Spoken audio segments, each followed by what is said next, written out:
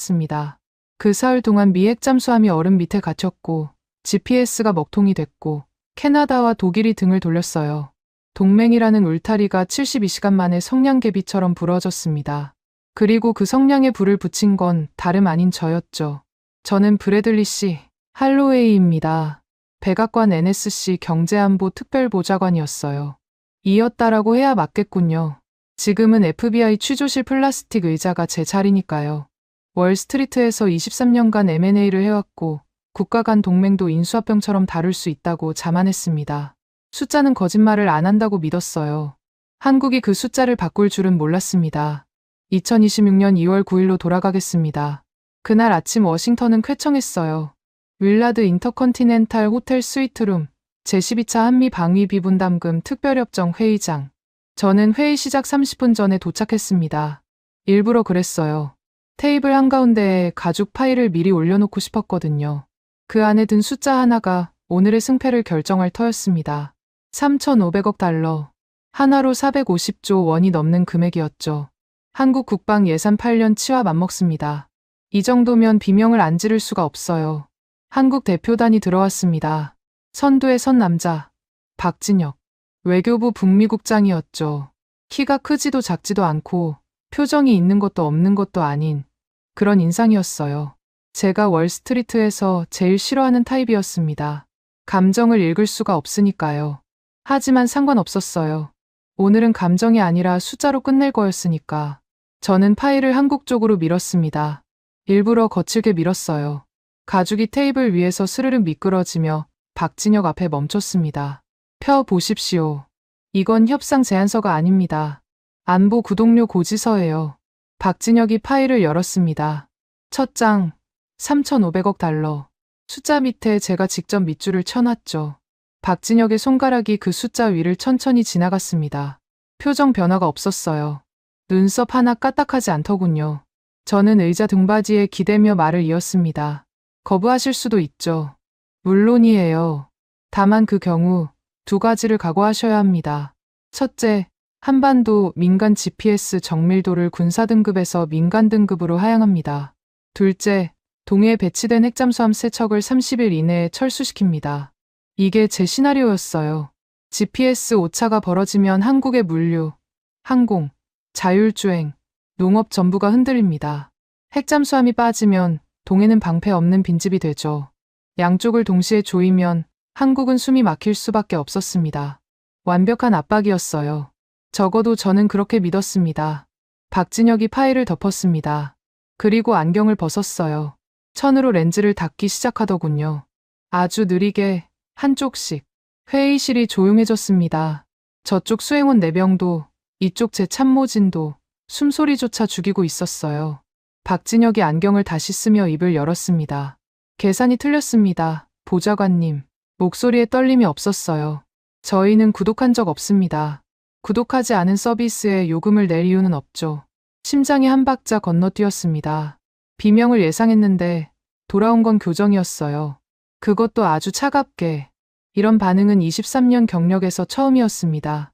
러시아든 중국이든 이 정도 숫자를 들이밀면 최소한 언성이 올라갔어요.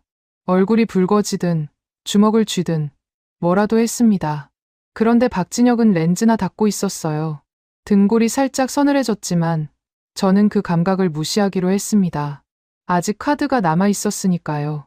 72시간 드리겠습니다. 저는 자리에서 일어서며 말했어요. 그 안에 입금 확약서가 안 오면 대한민국 안보 등급은 정크로 떨어집니다. 투자 부적격이라는 뜻이에요. 뭔지 아시죠? 박진혁은 가만히 저를 올려다봤습니다. 3초, 5초. 아무 말 없이 파일을 가방에 넣더니 자리에서 일어났어요. 감사합니다도 검토하겠습니다도 없었습니다. 수행원들이 뒤따라 나갔고 문이 닫혔습니다. 제 참모 중 하나가 속삭였어요. 꽤 침착하던데요. 저는 코웃음을 쳤습니다. 침착한 게 아니라 얼어붙은 거야. 3일 뒤에 전화 올 거다. 30분 뒤 저는 다음 수를 놨습니다. CNN 안보 담당 기자에게 직접 전화를 걸었어요. 주한미군 자산 동결을 시사하는 내부 논의가 있었다. 이건 사실이 아니었습니다. 하지만 시장은 사실이 아니라 공포로 움직이죠. 속보가 나가면 한국 증시는 급락할 거고 급락하면 한국 정부는 여론에 밀려서 협상 테이블로 기어올 수밖에 없었습니다. 월스트리트에서 수백 번 써먹은 방법이에요. CNN 속보가 나갔습니다. 백악관 내부, 주한미군 자산 동결 검토 중. 화면 하단에 빨간 자막이 깔렸죠. 저는 블룸버그 단말기 앞에 앉아 코냑을 한 모금 마셨습니다. 이제 한국 코스피 지수가 곤두박질 치는 걸 구경하면 됩니다. 10분이면 충분해요. 5분이 지났습니다. 코스피는 꿈쩍도 안 했어요. 7분, 8분, 보합세였습니다. 이상했죠. 속보가 나가면 외국인 자금이 썰물처럼 빠져야 정상인데 매도 주문이 거의 없었어요. 오히려 방산주 쪽에서 이상한 움직임이 보였습니다. 하나오션, LIG넥스원, 매수 주문이 쏟아지고 있었어요. 개인이 아니라 기관이었습니다. 그것도 외국계 기관. 저는 단말기 화면을 다시 봤습니다. 눈을 비벼야 했어요. 하나오션이 상한가를 찍고 있었거든요. 미국이 안보 위협을 가했는데 방산주가 폭등한다. 이건 정상적인 시장 반응이 아니었습니다. 왜 비명을 안 지르지? 저도 모르게 중얼거렸습니다. 주먹으로 단말기를 내리쳤어요. 화면에 금이 갔지만 숫자는 변하지 않았습니다. 그때 사라림이 들어왔어요. 이 우주군 기술 분석관이었죠. 한국계 미국인 3세인데 실무 능력만큼은 펜타곤에서 손꼽히는 인재였습니다. 사라림의 얼굴이 어두웠어요. 보좌관님, 한국 시장이 반응하지 않는 게 아닙니다. 반응할 필요가 없는 겁니다. 무슨 소리야? 한국 금융당국이 사전에 외국인 매도 물량을 전부 소화할 준비를 해뒀어요. 국민연금이 방어 매수에 들어갔고 주요 기관들은 오히려 방산주를 사들이고 있습니다. 마치 이 상황을 예상했던 것처럼요. 예상했다고요? 3,500억 달러 청구서를 예상하고 미리 대비했다는 겁니까? 그건 불가능했습니다. 이 금액은 저와 스털링 비서실장, 대통령까지 딱 세 사람만 알고 있었어요. 가능성은 두 가지입니다. 사라림이 태블릿을 내밀었습니다. 하나, 정보가 유출됐거나, 둘, 한국이 금액에 상관없이 거부할 준비를 이미 끝내놓았거나. 저는 사라림의 말을 무시했습니다. 숫자 앞에서 무릎 안 꿇는 나라는 없어요. 일시적인 허세라고 판단했습니다. 72시간이 지나면 달라질 겁니다. 반드시 전화가 올 거예요. 창밖으로 워싱턴의 석양이 붉게 물들고 있었습니다. 저는 새 코냑을 따르며 생각했어요. 한국은 늘 이랬죠. 처음엔 큰 소리 치다가 결국은 서명하는 나라. 이번에도 다르지 않을 겁니다. 그런데 가슴 한구석에서 뭔가 걸리는 게 있었어요. 박진혁이 안경을 닦던 그 손. 떨림이 전혀 없었습니다. 3,500억 달러 앞에서 손이 안 떨리는 사람은 두 종류밖에 없어요. 미친 사람이거나 이길 카드를 쥐고 있는 사람이거나. 박진혁은 미친 사람이 아니었습니다. 그 사실을 인정하기까지 72시간이 걸렸고 그 72시간이 미합중국의 체면을 산산조각 냈습니다. 2월 10일 데드라인까지 48시간이 남았습니다. 저는 여유로웠어요. 아침에 블룸버그 단말기를 새 것으로 교체하고 스털링 비서실장에게 간략한 보고를 올렸습니다. 한국 측 연락 없음. 예상대로 내부 혼란 중인 듯. 스털링은 잘하고 있네. 브래드라며 전화를 끊었죠. 저는 그 말을 칭찬으로 받아들였습니다. 지금 생각하면 참 어리석었어요. 스털링은 칭찬을 하는 인간이 아니거든요. 줄을 매는 인간이죠. 제 목에 줄이 감기고 있다는 걸 저만 몰랐습니다. 오전 10시 백악관 NSC 상황실로 첩보 하나가 올라왔어요. 제인스 디펜스, 전 세계 군사정보를 다루는 영국 분석기관입니다. 이쪽 업계에서는 성경보다 신뢰받는 곳이죠. 보고서 제목이 이랬습니다. 한국 거제도 하나오션 조선소, 야간 저그해선 열상 분석 결과. 요약하면 이랬어요. 거제도 조선소의 야간 작업량이 평소의 3배로 증가했다. 도크 3개에서 동시에 용접 불꽃이 관측되고 대형 크레인이 24시간 가동 중이다. 무언가를 급히 건조하거나 이미 완성된 무언가를 급히 내보내고 있다. 참모진이 술렁거렸습니다. 국방부 연락관이 확인 필요합니다라고 했고 CIA 파견관은 인공위성 추가 촬영을 요청하겠습니다라고 했어요. 저는 손을 저었습니다. 신경 쓸 거 없어. 한국이 돈 없으면 뭘 하겠어. 수출용 호위함이나 서둘러 찍어내는 거야. 외화벌이가 급하니까.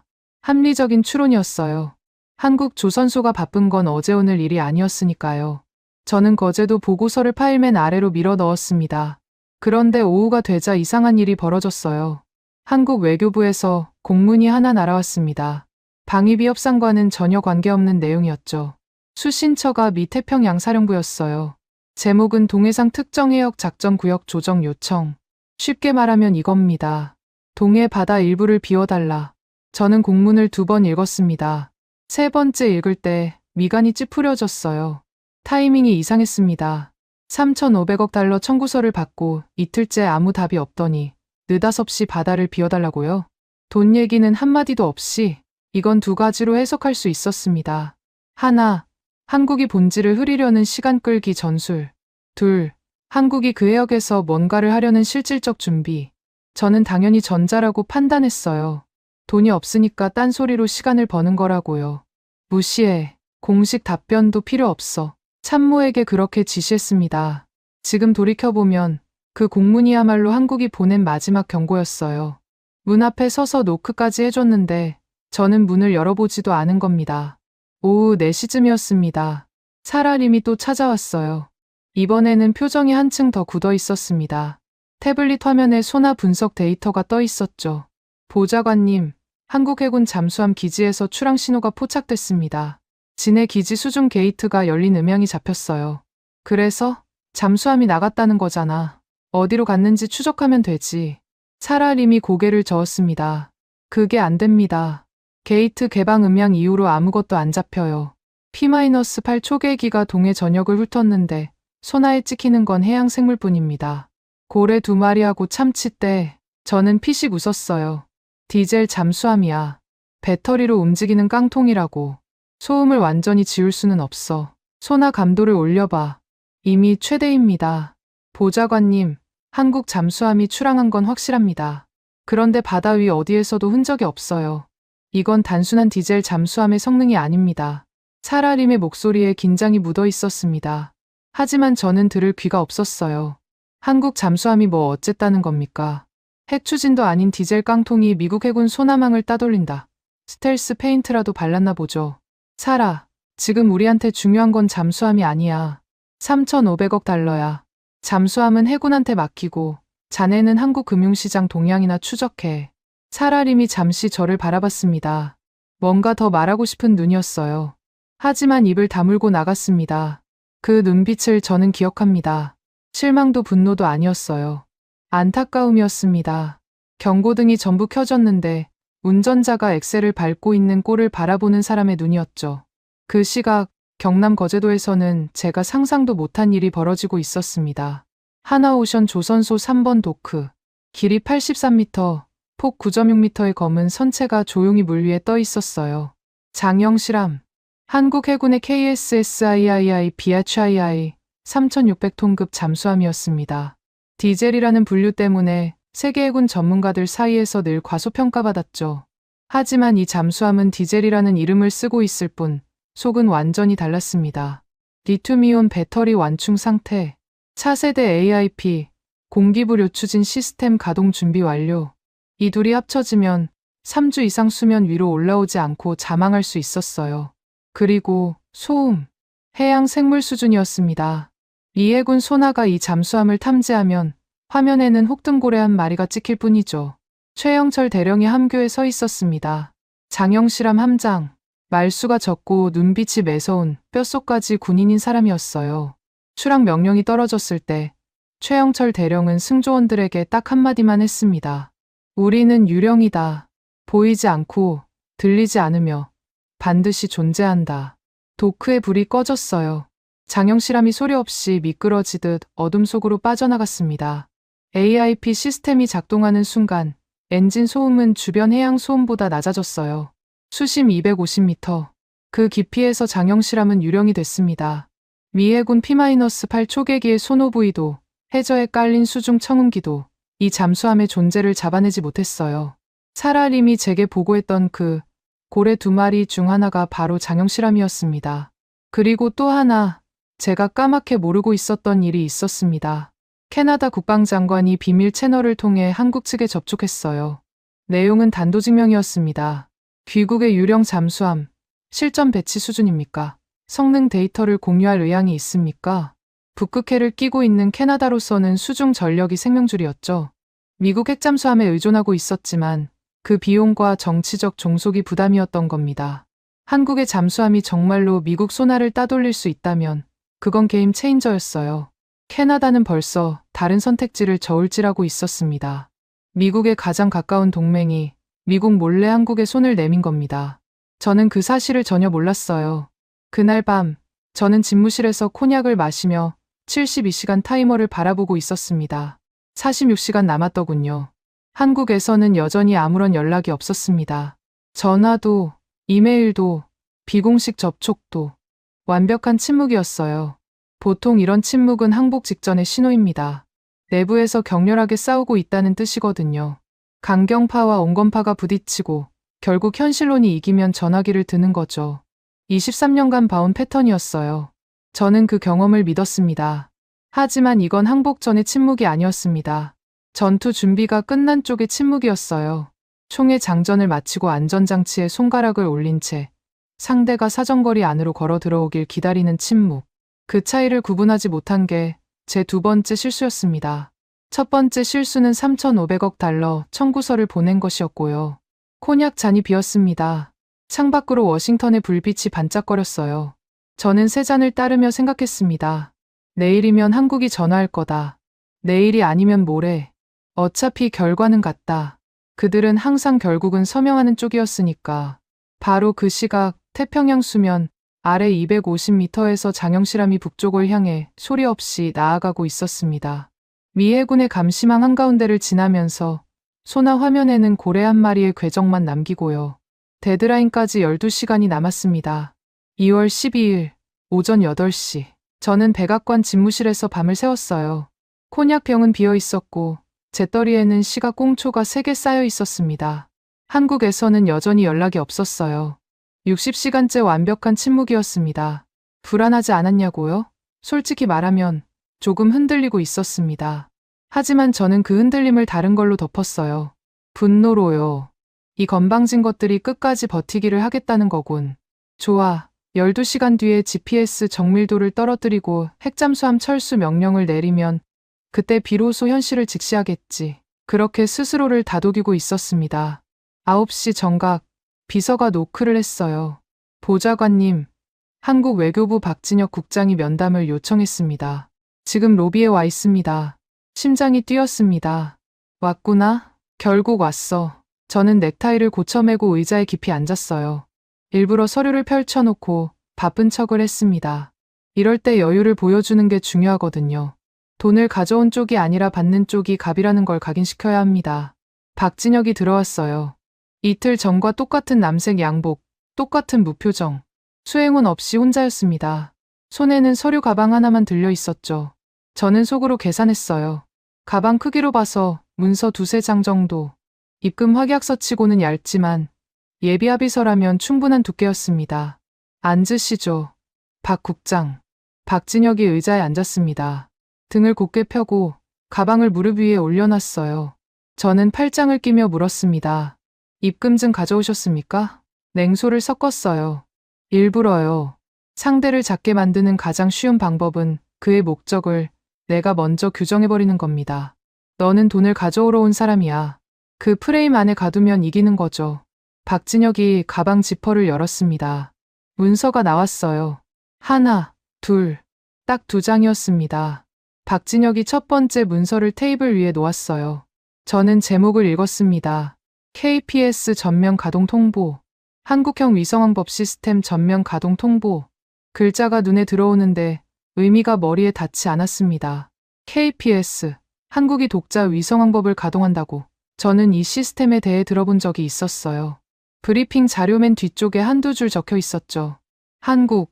독자 위성항법 개발 중. 상용화까지 5년 이상 소요 예상. 5년이요. 그래서 신경을 끈 겁니다. 5년 뒤에나 될 걸 지금 걱정할 이유가 뭐가 있겠습니까? 그런데 그 5년이 이미 끝나 있었던 겁니다. 아니, 애초에 5년이 아니었어요. 한국은 우리한테 일부러 늦은 일정표를 흘렸고 저는 그걸 고지고대로 믿었습니다. 두 번째 문서가 테이블 위에 놓였어요. 대한민국 해군 북극해 독자 호위 작전구역 선포. 북극해라는 글자를 보는 순간 저는 의자에서 몸을 일으켰습니다. 북극, 박 국장, 농담하는 겁니까? 목소리가 올라갔어요. 자제하려고 했지만 안 됐습니다. 거긴 얼음빛이야. 수온 영하, 빙하 두께 수미터.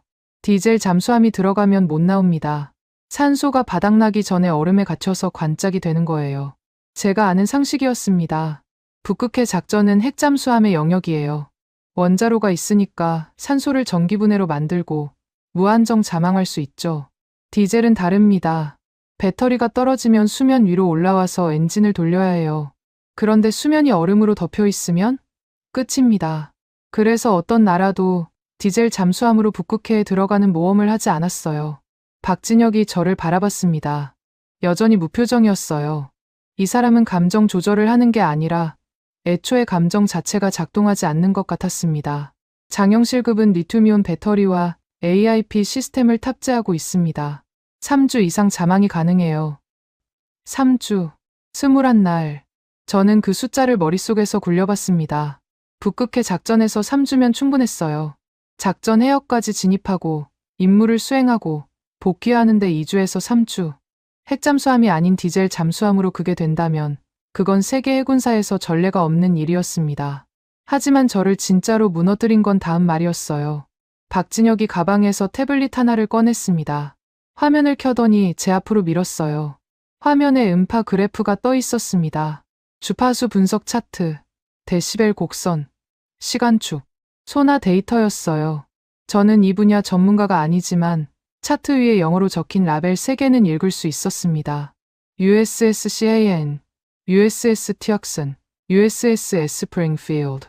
미 해군 핵잠수함 3척의 이름이었어요. 이건 뭡니까? 목소리가 갈라졌습니다. 스스로 느낄 수 있었어요. 귀측 핵잠수함의 스크류 운문입니다. 박진혁이 화면을 한번 터치했어요. 그래프가 확대됐습니다. 샤이에남, 투사남, 스프링필드함. 현재 위치, 잠항 심도, 항해 속도 전부 확인했습니다. 저희 잠수함 소나에 고스란히 잡혀 있었어요. 방 안의 공기가 얼어붙었습니다. 미 핵잠수함의 위치는 미 해군 최고 기밀입니다. 대통령도 실시간 위치까지는 모릅니다.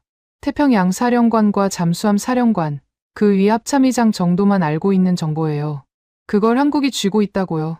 그것도 3척 전부 등골에 찬 것이 흘렀습니다. 땀인지 소름인지 구분이 안 됐어요.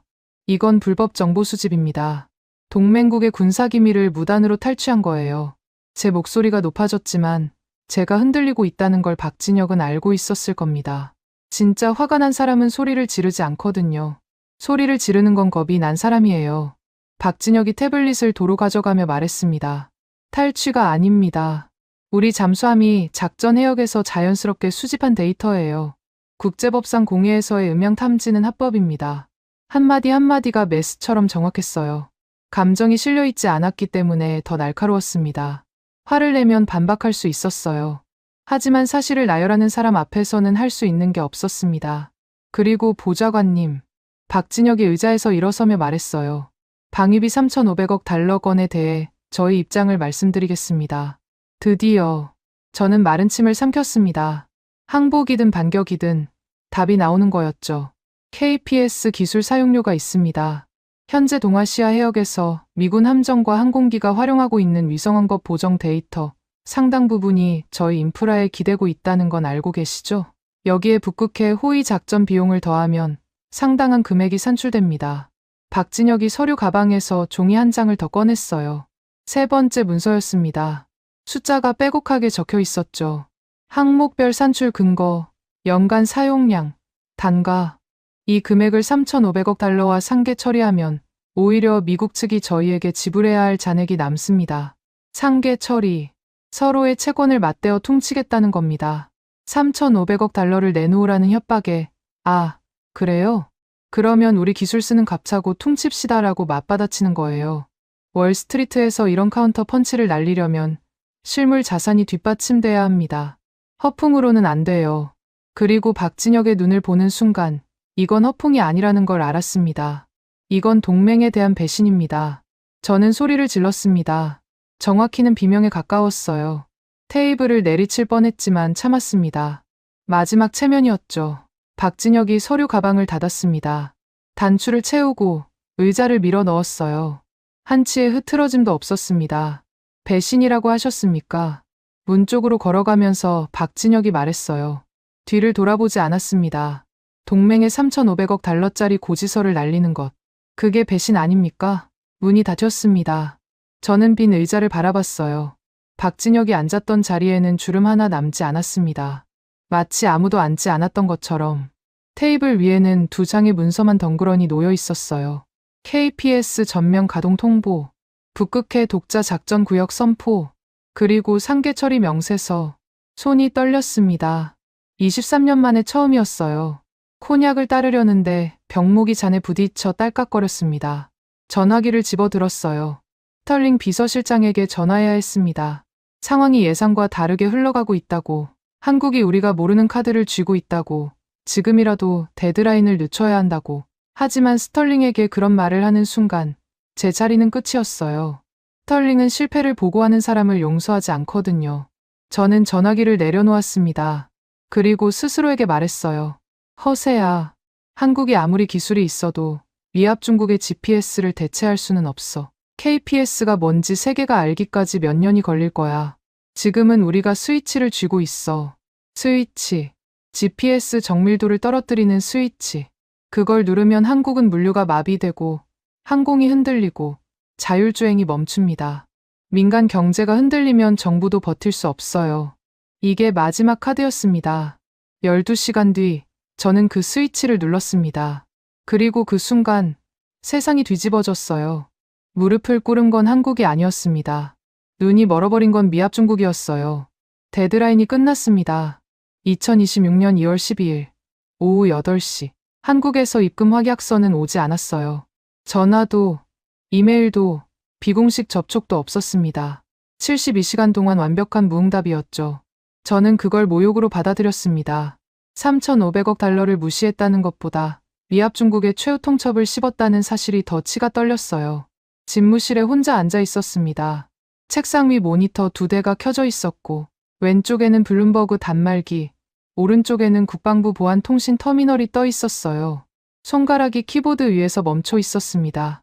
GPS 정밀도 하향 명령 코드가 이미 입력된 상태였거든요. 시행 버튼 하나만 누르면 됐습니다. 한국의 민간 GPS 정밀도가 군사 등급에서 민간 등급으로 떨어지면 어떻게 되는지 저는 정확히 알고 있었어요. 오차가 10m에서 30m 이상으로 벌어집니다. 내비게이션이 엉뚱한 길로 안내하고 물류 트럭이 배송지를 놓치고 항공기 착륙 유도가 불안정해지죠. 자율주행 차량은 운행을 멈춰야 하고 농업 드론은 밭이 아니라 옆집 지붕에 착륙합니다. 현대 경제가 얼마나 위성항법에 의존하고 있는지 보통 사람들은 모르거든요. 숨 쉬는 것처럼 당연히 작동하니까 의식하지 못하는 거예요. 그 숨을 끊는 겁니다. 저는 실행 버튼을 눌렀습니다. 화면에 확인 메시지가 떴어요. GPS 민간 신호 정밀도 조정 대상 지역 동아시아. 실행하시겠습니까? 한 번 더 눌렀습니다. 맛 좀 봐라. 혼잣말이 나왔어요. 이를 악물고 있었거든요. 3일 동안 쌓인 분노가 손가락 끝에 실려 있었습니다. 30초 뒤 시스템이 적용됐다는 확인 메시지가 떴어요. 저는 의자에 기대앉아 모니터를 응시했습니다. 이제 한국 전역의 GPS가 흔들리기 시작할 겁니다. 경제가 비틀거리면 국민이 불안해하고 국민이 불안해하면 정부가 흔들려요. 3일이면 전화가 옵니다. 아니, 하루면 충분할 수도 있어요. 5분이 지났습니다. 블룸버그 단말기를 봤어요. 한국 코스피 야간 선물 지수. 변동 없음. 아직 반영이 안 된 건가? 10분, 20분. 한국발 뉴스를 검색했습니다. 물류 혼란, 항공 지연, 교통 마비. 그런 속보가 떠야 정상이었어요. 아무것도 없었습니다. 서울 저녁 뉴스톱 헤드라인이 뭐였는지 아십니까? 프로야구 개막전 선발 투수 발표였어요. 뭔가 잘못됐다는 걸 감지한 건 그때였습니다. 30분이면 민간 물류의 혼란이 시작돼야 해요. GPS 오차가 30m로 벌어지면 항만 컨테이너 크레인 자동화 시스템이 가장 먼저 영향을 받거든요. 부산항, 인천항의 하역 작업이 멈추면 뉴스가 안 날 수가 없습니다. 그런데 아무 일도 일어나지 않았어요. 전화기를 집어들었습니다. 태평양 사령부 기술 참모에게 직통으로 연결했어요. GPS 하향 명령, 정상 적용됐나? 예, 보좌관님. 동아시아 전역 민간 신호 정밀도 하향 완료됐습니다. 현재 오차 30m 이상으로 확인됩니다. 그런데 왜 한국에서 아무런 혼란이 없지? 참모가 잠시 침묵하더니 대답했어요. 확인해 보겠습니다. 전화를 끊고 15분 뒤 사라림이 뛰어 들어왔습니다. 노크도 안 했어요. 사라림이 노크를 안 하는 건 처음이었습니다. 손에 태블릿을 들고 있었는데 화면이 빨간색으로 전멸하고 있었어요. 보좌관님, 큰일 났습니다. 한국 상황이 안 잡힌다는 거 알아. 시스템 지연이겠지. 아닙니다. 한국은 GPS를 안 쓰고 있습니다. 저는 사라림을 바라봤어요. 뭐라고? 한국 전역의 민간 위성항법 시스템이 GPS에서 KPS로 전환됐습니다. 이미 30분 전에 완료된 상태예요. 물류, 항공, 해운, 자율주행 전부. GPS 오차가 벌어진 걸 한국 시스템이 감지하는 즉시 자동으로 KPS가 올라왔습니다. 자동으로. 그 단어가 머리를 때렸습니다. 자동이라는 건 사전에 설계돼 있었다는 뜻이에요. GPS가 흔들리면 KPS로 넘어가는 프로토콜이 이미 만들어져 있었고 한국 전역의 인프라에 심어져 있었다는 겁니다. 그걸 언제 했을까요? 일주일 전, 한 달 전, 1년 전? 우리가 3,500억 달러 청구서를 작성하고 있을 때 한국은 GPS 없이 살아남는 법을 이미 완성해 놓고 있었던 겁니다. 정밀도는? 제 입에서 그 질문이 나왔을 때 이미 대답이 두려웠어요. 센티미터 단위입니다.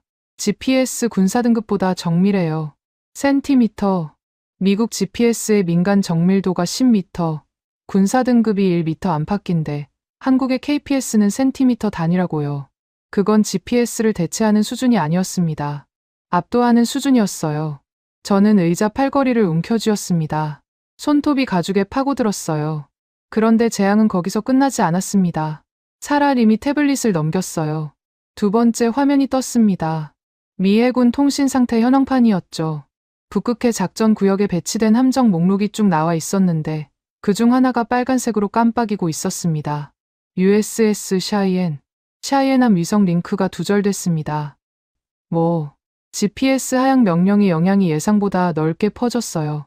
동아시아만 조정한 게 아니라 북극해 일부 위성 커버리지에도 영향을 준 겁니다.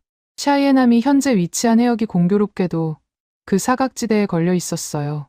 머리가 하얘졌습니다. 제가 누른 버튼이 한국이 아니라 미국 핵잠수함을 먹통으로 만들었다는 겁니까? GPS 정밀도를 떨어뜨리면 한국만 타격을 받을 거라고 생각했어요. 미군 시스템은 군사 등급 암호화 채널이니까 영향이 없을 거라고.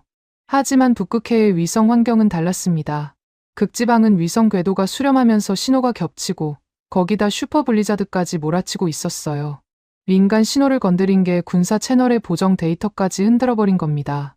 샤이엔함 상태는 수중 미사일 발사 시스템 연동이 끊겼습니다. 위성 항법 기반 유도 시스템이 작동하지 않아요. 관성 항법으로 전환했지만 정밀도가 급격히 떨어지고 있습니다. 미 해군 핵잠수함이 눈을 잃었습니다. 제가 직접 눈을 찔러버린 거예요. 한국을 때리려고 휘두른 칼이 제 눈에 꽂힌 겁니다. 그 순간 태평양 사령부에서 긴급 통신이 들어왔어요. 음성이 스피커로 쏟아졌습니다. 샤이엔함에서 긴급 보고입니다. 소나의 충돌 경고 발생, 전방 1,000m의 미식별 물체, 음향 서명 분석 불가, 화면에 잡히는 건 해양 생물급 반사파뿐입니다. 충돌 경고, 전방 1,000m. 그런데 소나 화면에는 아무것도 없다. 고래 정도 크기의 반사파만 잡힌다. 저는 사라림을 봤어요. 사라림의 얼굴이 창백해져 있었습니다. 장영실함입니다.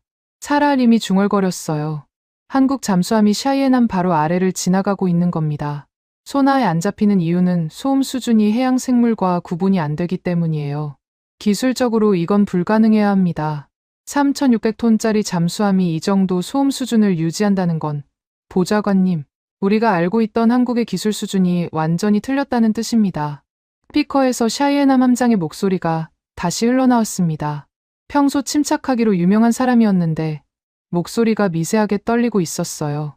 사령부, 충돌 경고 해제. 미식별 물체가 함하방을 통과해 후방으로 이동 중. 소음 제로. 반복합니다. 소음 제로. 이건 디젤이 아닙니다. 소음 제로. 그 두 단어가 상황실에 떨어졌을 때 아무도 입을 열지 못했어요. 디젤 잠수함이 핵잠수함의 바로 밑을 지나갔는데 소나에 안 잡혔다. 충돌 경고가 울린 건 음파가 아니라 수압 변화 때문이었을 겁니다. 3,600톤의 쇳덩이가 지나가면서 생긴 미세한 물의 흔들림. 그게 아니었으면 샤이에 남은 장영실함이 옆을 지나간 줄도 몰랐을 거예요. 저는 두 손으로 얼굴을 감쌌습니다. 상황을 정리해야 했어요.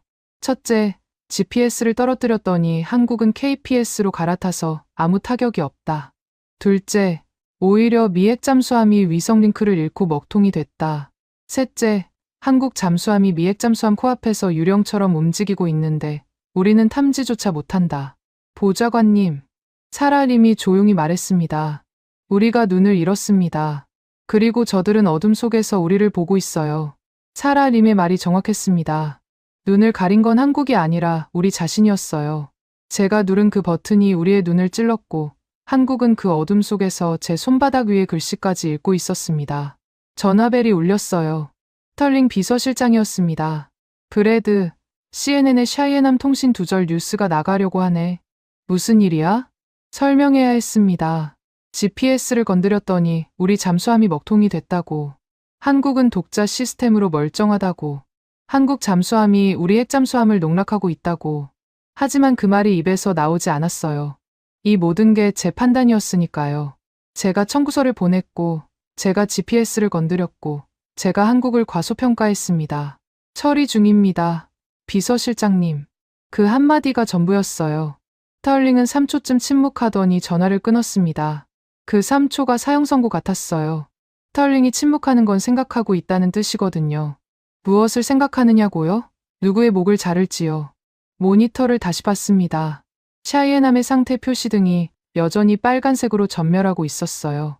그리고 그 옆에 한국 KPS 네트워크 상태를 보여주는 지도가 떠 있었습니다. 동아시아 전역이 초록색이었어요. 전, 해역 정상 운영. 정밀도 센티미터. 미국의 GPS가 허우적거리는 동안 한국의 하늘에는 새로운 별자리가 조용히 빛나고 있었습니다. 그날 밤, 북극해가 미쳐 날뛰기 시작했습니다. 기상 위성 데이터가 상응실 스크린에 실시간으로 떴어요. 슈퍼 블리자드. 북극해 전역을 덮치는 초대형 눈보라였습니다. 풍속 초속 40m, 기온 영하 45도. 수면 위는 지옥이었고 수면 아래도 안전하지 않았어요. 블리자드가 해수면을 때리면 수중 음파 환경이 뒤틀립니다. 소나가 먹통이 되고 위성 통신은 이미 끊긴 상태. 북극해가 통신의 무덤이라는 별명을 가진 이유가 있었어요. 새벽 2시 태평양 사령부에서 긴급 통신이 또 들어왔습니다. 이번에는 목소리 자체가 달랐어요. 보고가 아니라 비명이었습니다. 샤이에남 긴급 구조 요청. 산소 발생 장치 2호기 고장. 1호기는 출력 50% 이하. 현재 함내 산소 농도 18%. 하강 중. 긴급 부상 필요. 잠수함에서 산소는 곧 생명입니다. 핵잠수함은 원자로의 전기로 물을 전기분해해서 산소를 만들어요. 그 장치가 고장 나면 함내부는 서서히 숨이 막히는 관이 됩니다. 정상 산소 농도가 21%인데 18%면 승조원들이 이미 두통과 어지러움을 느끼고 있을 거예요. 15% 아래로 떨어지면 판단력이 흐려지고 12%면 의식을 잃기 시작합니다. 해결책은 단순했어요. 수면 위로 올라가면 됩니다. 해치를 열고 바깥 공기를 들이마시면 산소 문제는 해결돼요. 하지만 북극해에서는 그 단순한 해결책이 불가능했습니다. 수면이 얼음으로 덮여 있으니까요. 핵잠수함이 북극해에서 부상하려면 빙하가 얇은 틈, 해군 용어로 리드라고 부르는 지점을 찾아야 합니다. 두께 1m 이하의 얼음이면 잠수함의 세일로 뚫고 올라갈 수 있어요. 문제는 그 리드를 찾으려면 정밀한 위성 데이터가 필요하다는 겁니다. 빙하 두께를 위성으로 측정하고 좌표를 잡아서 그리로 이동하는 거죠. GPS가 정상이었다면 30분이면 됐을 일이었어요. 하지만 GPS는 제가 망가뜨렸습니다. 오차가 30m 이상 벌어진 상태에서 북극해 빙하의 얇은 틈을 찾는 건 눈을 감고 바늘구멍을 꿰는 것과 같았어요. 빙하 분석 데이터를 보내줄 수 없나? 제가 소리쳤습니다. 태평양 사령부 참모가 대답했어요. 현재 GPS 보정 데이터 없이는 빙하 두께 측정 위성의 좌표 매칭이 불가능합니다. 오차 범위가 너무 커서 리드로 추정되는 지점이 사실은 3m짜리 빙벽일 수 있습니다. 잘못 부상하면 함 구조물이 파손됩니다. 얼음 감옥이었어요. 샤이에남 115명의 승조원이 산소가 떨어지는 쇳덩이 안에 갇혀 있는데 위로 올라갈 구멍을 찾을 눈이 없는 겁니다. 그 눈을 멀게 한 게 접니다. 한국을 겨눈 칼이 우리 병사들의 목을 조르고 있었어요. GPS 원상복구하면 되잖아. 지금 당장 되돌려. 보좌관님, 위성 재보정에 최소 6시간이 걸립니다. 블리자드 때문에 신호 경로가 불안정해서 평소보다 시간이 더 소요될 수 있어요. 6시간. 샤이에남의 산소가 6시간을 버틸 수 있을까? 계산이 안 됐습니다. 아니, 하고 싶지 않았어요. 115명이라는 숫자가 머릿속에서 사람의 얼굴로 바뀌기 시작했거든요. 25살짜리 소나병, 32살짜리 기관장, 53살짜리 함장. 가족이 있고 이름이 있는 사람들이었습니다. 새벽 3시 15분, 상황실 스피커에서 새로운 주파수가 잡혔어요. 미군 통신이 아니었습니다. 주파수 대역이 달랐어요. 암호화 방식도 미국 것이 아니었죠. 통신 장교가 해독하는데 2분이 걸렸습니다. 한국 해군 통신입니다. 도산 안창호함에서 발신. 도산 안창호함. 한국 해군의 또 다른 잠수함이었어요. 장영실함과 같은 KSSIII 계열. 이 잠수함이 왜 북극해에 있는 겁니까? 언제 들어왔어요? 저는 아무것도 몰랐습니다. 한국 잠수함 2척이 미국의 감시망을 뚫고 북극해까지 들어와 있었다는 사실에 경악할 겨를도 없었어요. 통신 내용이 더 급했으니까요. USS 샤이에남, 여기는 대한민국 해군 도산한 창호함입니다. 귀함의 구조 신호를 수신했습니다. 현재 귀함 위치에서 3200m 거리에 있으며 접근 중입니다. 부상 가능 지점 좌표를 송신하겠습니다. 오차 범위 50cm, 오차 범위 50cm. 미국 GPS가 30m짜리 오차로 허우적거리는 동안 한국 KPS는 50cm. 정밀도로 빙하 틈에 좌표를 집어내고 있었습니다. 상황실이 조용해졌어요. 숨소리만 들렸습니다. 모두가 스피커를 바라보고 있었죠. 샤이에남 함장의 응답이 돌아왔습니다. 자존심과 절박함이 뒤섞인 목소리였어요. 도산 안창호함, 좌표 수신 가능. 송신 바랍니다. 좌표가 전송됐어요. 그리고 3분 뒤 도산 안창호함에서 다시 통신이 왔습니다. 샤이에남, 해당 좌표의 빙하 두께 2m 이상으로 확인됩니다. 귀함의 세일로는 돌파 불가능합니다. 저희가 경로를 열겠습니다. 대기하십시오. 경로를 열겠다. 무슨 뜻인지 처음에는 이해하지 못했어요. 30초 뒤 도산 안창호함의 수중 통신이 또 잡혔습니다. VLS 1번. 특수 쇄빙탄 장전. 목표 좌표 입력 완료. 발사. 수직 발사관에서 나온 건 미사일이 아니었습니다. 특수 쇄빙 어뢰였어요. 빙하 하부에 도달해 폭발하면 두꺼운 얼음에 부상용 구멍을 뚫어주는 장비죠. 이런 게 존재한다는 것조차 저는 몰랐습니다. 한국이 북극해 작전을 위해 독자 개발한 장비였어요. 둔탁한 수중 폭발음이 소나에 잡혔습니다. 한 발, 두 발. 빙하가 깨지는 소리가 수백 킬로미터 밖에 미국 해저 청음기에까지 전해졌어요. 북극의 얼음 천장에 구멍이 뚫리고 있었습니다. 도산 안창호함의 통신이 다시 울렸어요. 최영철 대령의 목소리가 아니었습니다. 도산 안창호함 함장이었죠. 놀라울 정도로 차분한 목소리였어요.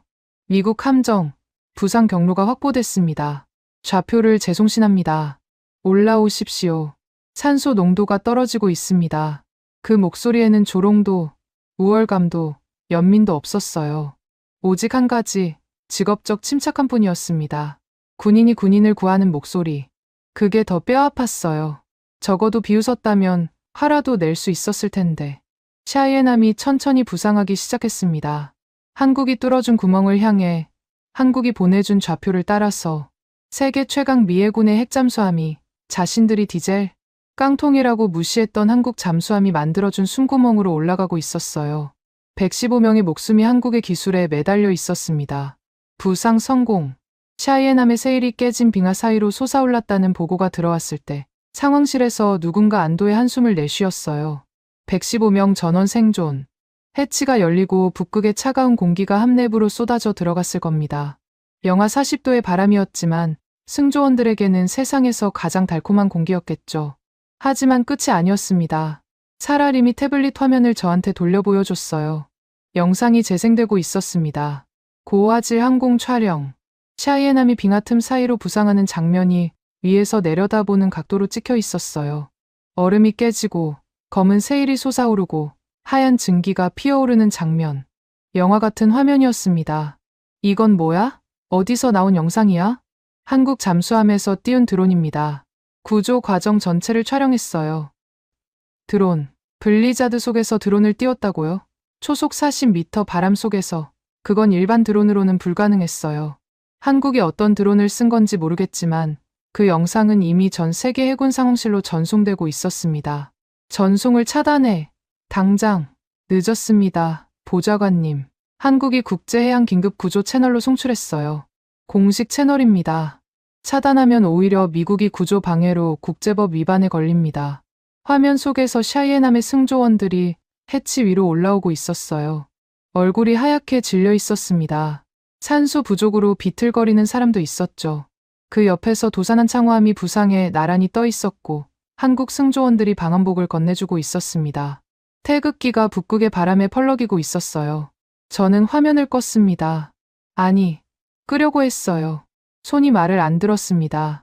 손가락이 리모컨 위에서 떨리기만 했어요. 저건 연출이야. CG라고 해. 당장. 제 입에서 나온 말이었습니다. 상황실에 있던 사람들이 저를 봤어요.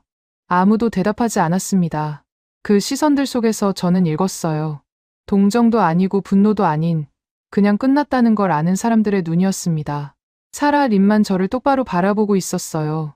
입술을 꽉 다물고 태블릿을 가슴에 안은 채 사라 림은 처음부터 알고 있었습니다. 경고했었어요. 저는 듣지 않았죠. 새벽 5시 구조 영상은 이미 로이터와 AP를 타고 전 세계로 퍼지고 있었습니다. 헤드라인이 뭐였는지 아십니까? 한국 디젤 잠수함, 북극해에서 미핵 잠수함 구조. 세계 최강 미해군이 자신들이 깡통이라고 불렀던 한국 잠수함에게 목숨을 빚진 겁니다. 그 사실이 지구 위 모든 화면에 떠 있었어요. 지울 수 없는 화면이었습니다. 구조 영상이 나간 지 6시간 만에 판이 흔들리기 시작했습니다. 첫 번째 전화는 캐나다에서 왔어요. 오타와 시각으로 2월 12일 오전 10시 캐나다 총리가 긴급 안보회의를 소집했다는 속보가 떴습니다. 의제가 뭐였는지 아십니까? 북극 방위 전략 재검토. 쉽게 말하면 지금까지 미국한테 맡겨왔던 북극해 방어를 처음부터 다시 생각하겠다는 겁니다.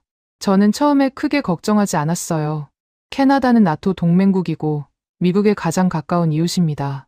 안보회의 한 번 한다고 갑자기 등을 돌리지는 않아요. 국내 정치용 제스처일 거라고 생각했습니다.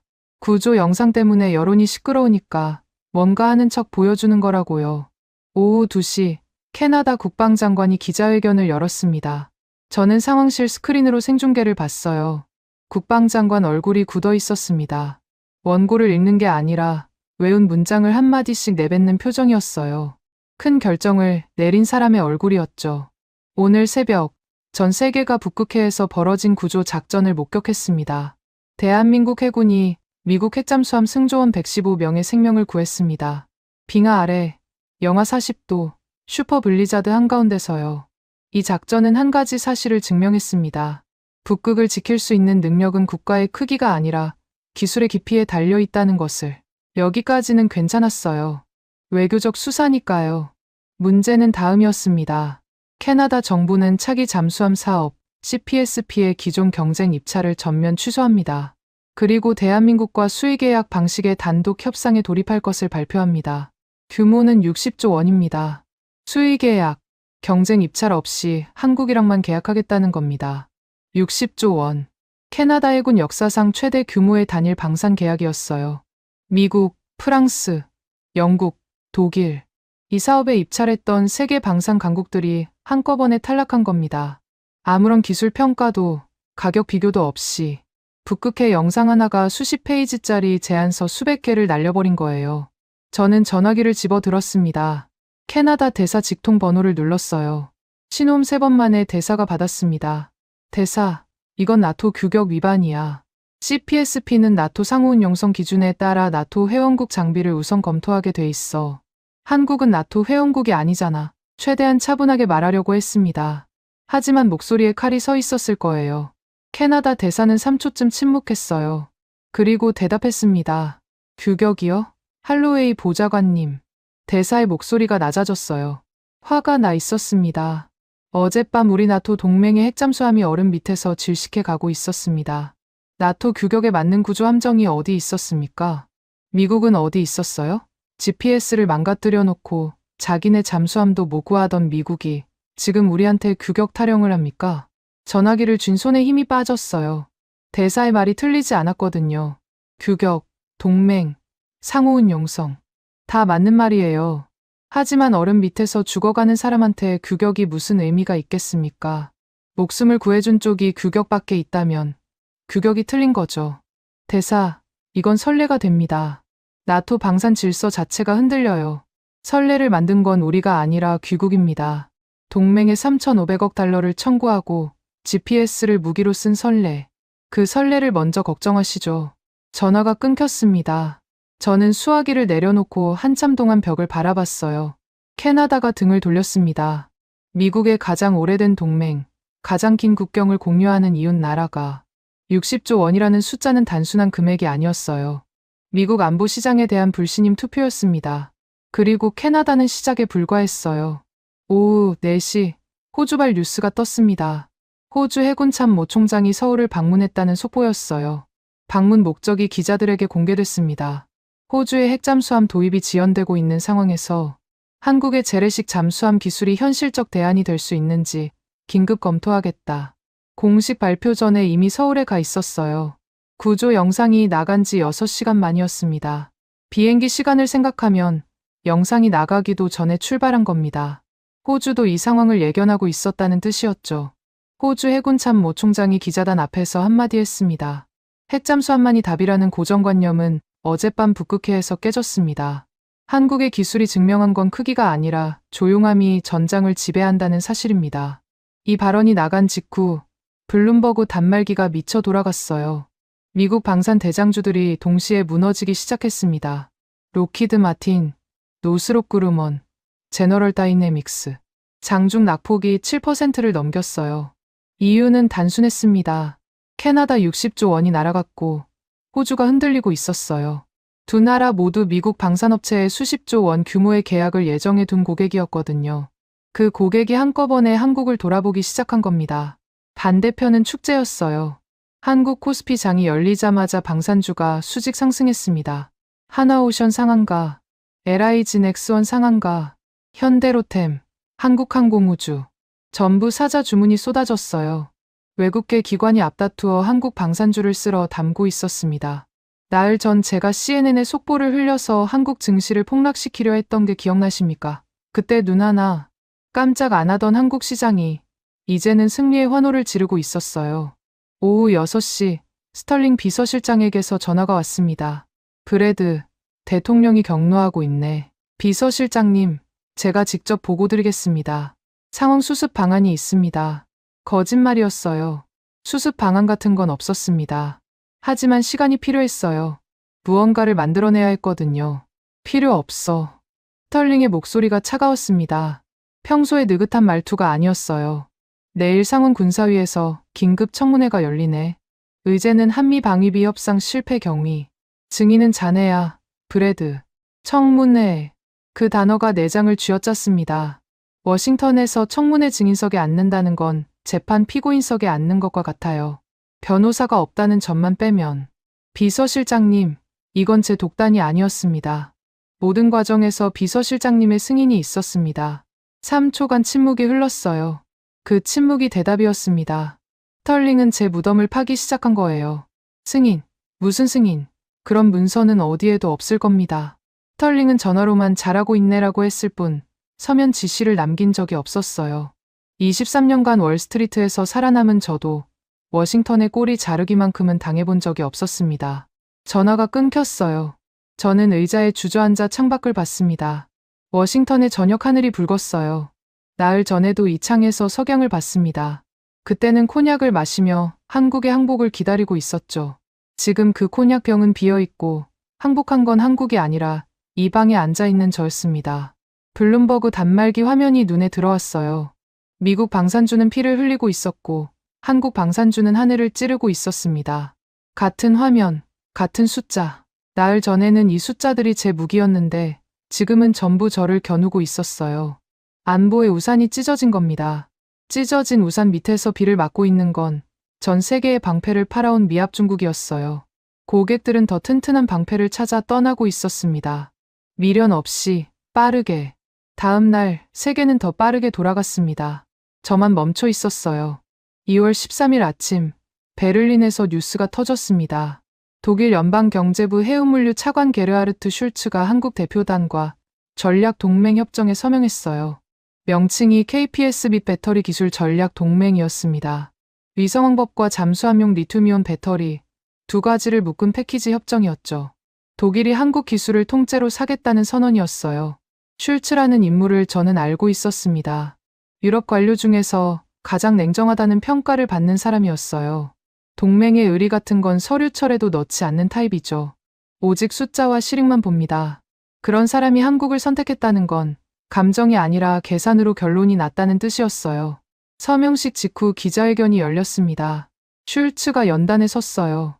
안경을 고쳐 쓰고 준비된 원고 대신 기자들을 바라보며 입을 열었습니다. 사흘 전 미국은 GPS를 무기로 사용했습니다. 동맹국의 경제와 안보를 인질로 삼았어요. 그 결과 자국 핵잠수함 승조원 115명이 얼음 밑에서 죽을 뻔했습니다. 반면 한국은 어떻게 했습니까? 독자 항법 시스템으로 자국을 지키면서 동시에 적의 군인까지 구했습니다. 기자단이 조용해졌어요. 슐츠가 말을 이었습니다. 미국은 과거를 팝니다. 냉전 시대에 만든 시스템, 냉전 시대의 동맹 논리, 냉전 시대의 갑을 관계. 한국은 미래를 팝니다. 독일은 미래를 샀습니다. 이 발언이 전 세계 뉴스의 톱을 장식했어요. 슐츠의 한마디가 유럽 전체의 분위기를 대변하고 있었거든요. 미국의 GPS에 목줄이 잡혀 있다는 사실을 유럽 국가들은 오래전부터 불편해하고 있었습니다. 유럽연합이 독자 위성왕법 갈릴레오를 만든 것도 그 이유였죠. 하지만 갈릴레오는 정밀도에서 GPS를 넘지 못했어요. KPS는 달랐습니다.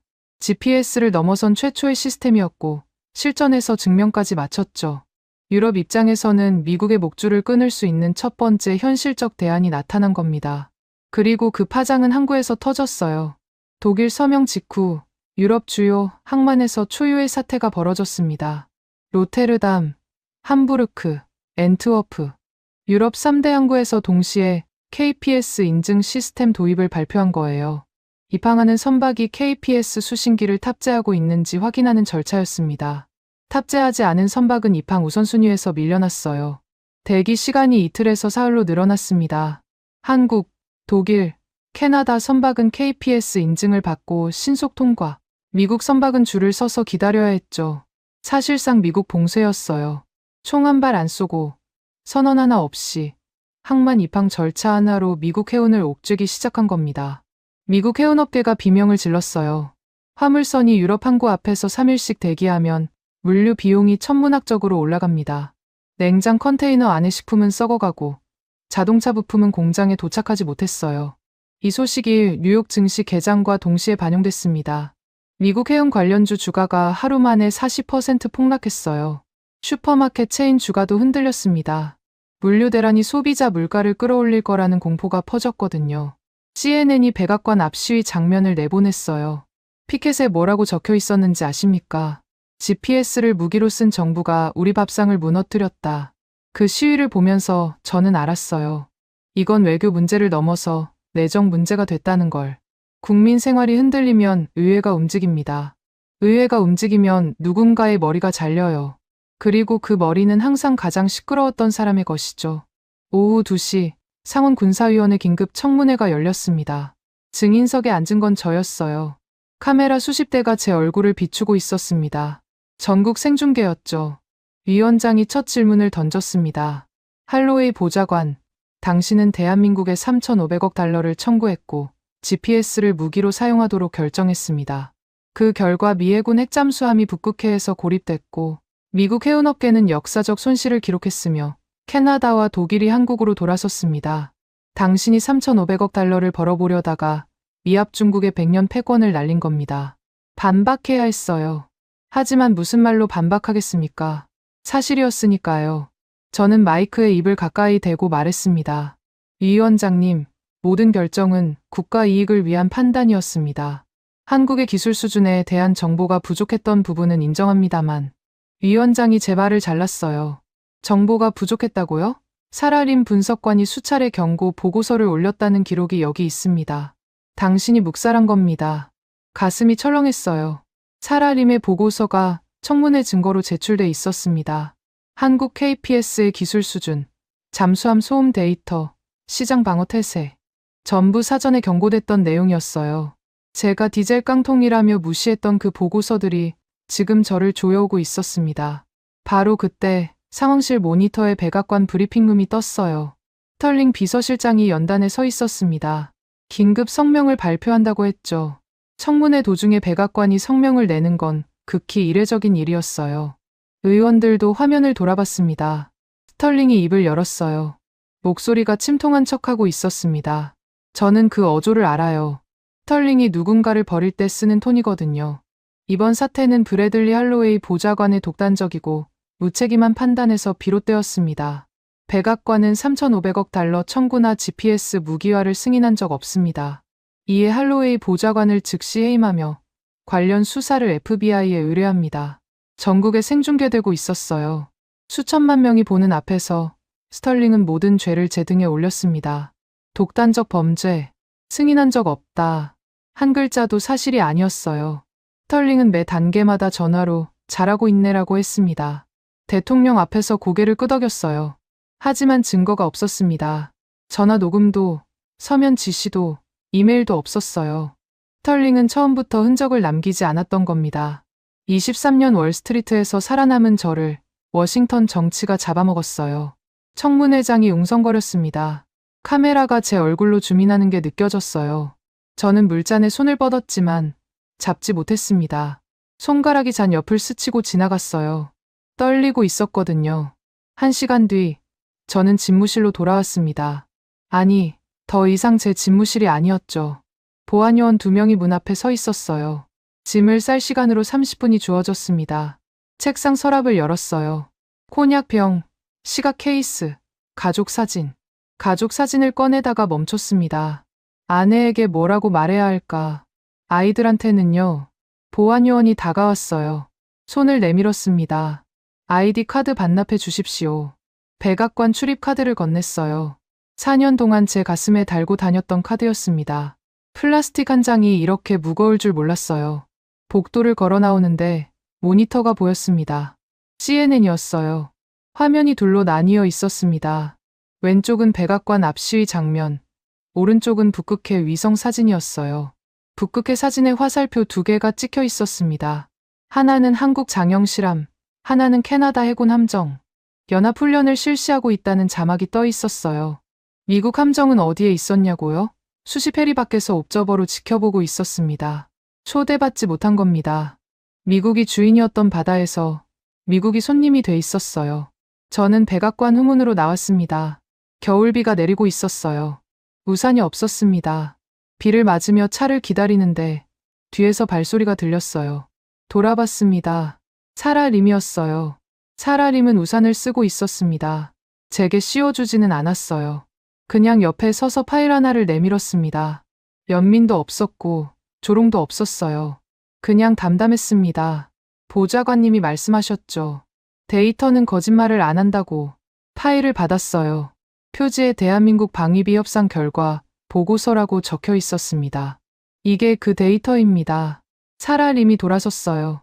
우산 위로 빗방울이 떨어지는 소리만 남았습니다. 저는 빗속에서 그 파일을 안고 서 있었어요. 표지의 글자가 빗물에 번지기 시작했습니다. 미국의 빈자리는 이미 채워지고 있었어요. 한국의 깃발로. 아주 빠르게, 그리고 돌이킬 수 없게. 2026년 2월 16일, 월요일. 워싱턴에는 차가운 겨울비가 내리고 있었습니다. FBI 워싱턴 지부, 3층 취조실. 회색 벽, 회색 테이블, 회색 의자. 세상에서 색이 빠져나간 것 같은 방이었어요. 테이블 위에는 식은 커피 한 잔과 녹음기가 놓여 있었습니다. 커피는 2시간 전에 따라준 건데 한 모금도 안 마셨어요. 마실 기분이 아니었습니다. 코냑이라면 몰라도 종이컵에 담긴 자판기 커피라니. 일주일 전까지만 해도 백악관에서 최고급 코냑을 마시던 사람이 자판기 커피 앞에 앉아 있으니 우습지 않겠습니까? 맞은편에 FBI 수사관이 앉아 있었어요. 40대 중반쯤으로 보이는 여자였습니다. 이름은 기억나지 않아요. 아니, 기억할 필요가 없었습니다. 저한테 중요한 건 그 사람이 아니라 제 앞에 놓인 진술서 32장이었으니까요. 사건 경위서. 공식 제목은 대한민국 방위비 협상 실패의 건이었습니다. 제 27년 경력이 32장으로 압축돼 있었어요. 할로웨이 씨, 다시 한번 묻겠습니다. GPS 민간 신호 하향 명령을 내린 건 본인의 독단적 판단이었습니까? 수사관의 질문이었어요. 몇 번째 같은 질문인지 모르겠습니다. 저는 고개를 들었어요. 형광등 빛이 눈을 찔렀습니다. 저는 애국자였습니다. 제 입에서 나온 말이었어요. 수사관의 표정이 변하지 않았습니다. 펜을 놀리던 손도 멈추지 않았어요. 이 말을 처음 했을 때는 수사관이 잠깐 저를 올려다봤었죠. 두 번째에는 고개만 살짝 기울였어요. 세 번째부터는 아무 반응이 없었습니다. 애국자. 그 단어가 이 회색 방에서는 아무런 무게를 갖지 못했어요. 이 방에서 의미 있는 건 오직 사실과 날짜와 서명뿐이었습니다. 취조실 구석에 걸린 텔레비전이 켜져 있었어요. 소리는 꺼져 있었지만 자막이 흘러가고 있었습니다. 저는 그 화면을 보지 않으려고 했어요. 하지만 눈이 자꾸 갔습니다. 자막이 이랬어요. 한국, 캐나다 차기 잠수함 사업 최종 계약 체결. 계약 규모 60조 원. 단군 1회 최대 방산 수출. 단군 1회. 한국 사람들이 역사상 최초라는 뜻으로 쓰는 표현이라고 사랄님이 언젠가 알려줬었어요. 사랄님. 그 이름이 떠오르자 가슴이 묵직해졌습니다. 처음부터 맞았던 사람, 처음부터 무시당했던 사람. 화면이 바뀌었어요. 부산항이었습니다. 밤이었는데도 항구 전체가 환했어요. 불야성이라는 단어가 딱 맞았습니다. 컨테이너 크레인이 쉴 새 없이 움직이고 있었고 선박들이 줄지어 입항하고 있었어요. 카메라가 선박 상부를 클로즈업했습니다. 안테나가 보였어요. KPS 수신 안테나. 전 세계에서 몰려든 화물선들이 한국의 위성항법 시스템을 달고 부산항으로 들어오고 있었습니다. 일주일 전, 저는 한국의 항만을 마비시키려고 GPS를 건드렸어요. 그 결과가 뭐였습니까? 한국의 항만이 세계 물류의 중심이 된 겁니다. 미국이 눈을 찌른 사이 한국이 새로운 눈이 돼버렸어요. 배를 부산으로 보내면 센티미터 단위의 정밀 입항이 가능하고 미국 항구로 가면 유럽 항만의 KPS 인증에 걸려 발이 묶입니다. 선택은 자명했죠. 돈은 감정이 없으니까요. 돈은 살아남는 쪽으로 흘러갑니다. 화면이 또 바뀌었어요. 한국 코스피 지수 그래프가 떴습니다. 사상 최고치 경신. 방산주, 우주항공주, 조선주가 지수를 끌어올리고 있었어요. 그래프가 오른쪽 위를 향해 거의 수직으로 올라가고 있었습니다. 일주일 전 제가 폭락시키려 했던 그 시장이 역사상 가장 높은 곳에 올라 있었어요. 수사관이 서류를 넘겼습니다. 페이지 넘기는 소리가 이 조용한 방에서 유난히 크게 들렸어요. 할로웨이 씨, 스털링 비서실장이 사전 승인을 했다는 주장에 대해 비서실장 측은 전면 부인하고 있습니다. 관련 통화 기록, 이메일, 서면 지시서가 있습니까? 없었습니다. 단 한 장도 없었어요. 스털링은 처음부터 흔적을 남기지 않았습니다. 전화로 잘하고 있네. 브래드라고 할 때마다 저는 그게 신뢰의 표현이라고 생각했어요. 아니었습니다. 목에 감기는 줄이었죠. 줄을 감고 있다는 걸 모르면 그게 줄인지 목걸이인지 구분을 못합니다. 스털링은 제가 성공하면 자기 공으로, 실패하면 제 목에 걸린 줄을 당길 준비를 해둔 거예요. 없습니다. 두 글자가 입에서 떨어져 나왔어요. 수사관이 펜으로 뭔가를 적었습니다. 텔레비전 화면이 다시 바뀌었어요. 이번에는 뉴스 앵커가 아니라 어떤 식당 아니었습니다. 한국 방송이었어요. 영어 자막이 붙어 있었습니다. 허름한 횟집이었어요. 나무 테이블에 소주잔 2개, 회 접시 하나. 화려한 파티장이 아니었습니다. 시상식 무대도 아니었어요. 두 남자가 앉아 있었어요. 한 명은 양복 차림이었고 한 명은 바람막이 점퍼를 입고 있었습니다. 카메라가 얼굴을 잡았을 때 저는 알아봤어요. 양복을 입은 쪽이 박진혁이었습니다. 바람막이 쪽은 처음 보는 얼굴이었는데 자막에 강민우, 국방과학연구소 위성체계단장이라고 떠 있었어요. 강민우, KPS를 만든 사람. 제가 설마 독자 운영하겠어? 라고 코웃음 쳤던 그 시스템을 실제로 완성시킨 사람이었습니다. 두 사람이 소주잔을 부딪혔어요. 소리는 안 들렸지만 작은 잔이 맞닿는 게 보였습니다. 박진혁이 뭔가 말했어요. 자막이 떴습니다. 고생했다. 세 글자였어요. 강민우가 고개를 숙이며 웃었습니다. 그게 전부였어요. 악수도, 포옹도, 눈물도 없었습니다. 소주잔 하나와 고생했다 한마디. 60조 원짜리 승리를 자축하는 방식이 그거였어요. 저는 그 장면에서 눈을 뗄 수 없었습니다. 이해할 수 없었거든요. 월스트리트에서 이 정도 딜을 성사시키면 맨해튼 최고급 레스토랑을 통째로 빌립니다. 샴페인을 터뜨리고 기자들을 불러서 얼굴을 알리죠. 그게 승리의 방식이에요. 하지만 저 두 사람은 허름한 횟집에서 소주를 마시고 있었습니다. 세상을 뒤집어 놓고도 소란을 피우지 않는 사람들. 그게 진짜 이긴 사람들의 모습이라는 걸 저는 이 회색 취조실에서 비로소 깨달았어요. 화면이 마지막으로 바뀌었습니다. 거제도 하나오션 조선소의 야간 항공 촬영이었어요. 도크에서 용접 불꽃이 터지고 있었습니다. 주황색, 하얀색, 파란색 불꽃이 밤하늘을 수놓고 있었어요. 새로운 잠수함을 건조하고 있는 거겠죠. 캐나다에 보낼 잠수함인지, 호주에 보낼 잠수함인지, 아니면 또 다른 나라의 주문인지. 일주일 전에는 야간 작업량이 3배라는 첩보를 무시했었는데 지금 그 조선소는 멈출 줄을 모르고 있었어요. 불꽃이 꺼지지 않았습니다. 한국의 밤은 환했어요. 그리고 마지막 장면. 컴퓨터 그래픽이었는데 뉴스에서 쓰는 시뮬레이션 영상이었어요. 북극해 수심 250m. 검은 바다 속을 장영실함이 유영하듯 나아가고 있었습니다. 선체에 태극기가 그려져 있었어요. 소리 없이, 빛 없이 그 깊고 차가운 어둠 속을 미끄러지고 있었습니다. 미국의 소나에는 고래 한 마리로 찍힐 뿐인 유령. 보이지 않고 들리지 않으며 반드시 존재하는 수사관이 진술서 마지막 장을 제 앞으로 밀었습니다. 여기 서명해 주십시오. 펜을 집어들었어요. 무거웠습니다. 볼펜 하나가 이렇게 무겁다는 게 말이 됩니까? 23년 월스트리트, 4년 백악관, 수만 장의 계약서에 서명해 왔어요. 한 번도 손이 떨린 적 없었습니다. 3,500억 달러짜리 청구서에도 자신만만하게 서명했죠. 그런데 32장짜리 진술서 앞에서 펜이 움직이지 않았어요.